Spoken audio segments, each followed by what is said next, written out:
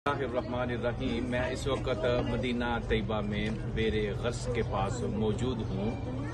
ये कुआं वो कुआं है जिस कुएं का पानी अल्लाह के प्यारे नबी अलैहिस्सलातु वस्सलाम ने खुद पिया है और इस कुएं के लिए बरकत की दुआ की है और फरमाया कि मैं देख रहा हूँ कि ये जन्नत के कुओं में से एक कुआं है।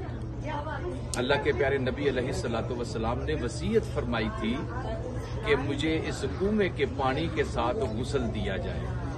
चुनाचे हजूर नबी करीम सल्लल्लाहु अलैहि वसल्लम के विसाल के बाद आपको इस कुएं के पानी के साथ गुस्ल दिया गया था। मरूरे ज़माना के साथ ये कुआं बंद हो गया था, लेकिन अब इस कुएं को दोबारा खोल दिया गया है। 1400 साल पहले जिस कुएं के लिए अल्लाह के प्यारे नबी ने बरकत की दुआ की थी, आज भी उस कुएं का पानी जारी है। लोग आते हैं, पानी पीते हैं, तस्कीन हासिल करते हैं। तो आज हम ये बेहरे गर्स की ज़ियारत कर रहे हैं। वसल्लल्लाहु तआला अला खैर खल्क़िही सय्यदना व मौलाना मुहम्मदिन व अला आलिही व अस्हाबिही अजमाइन।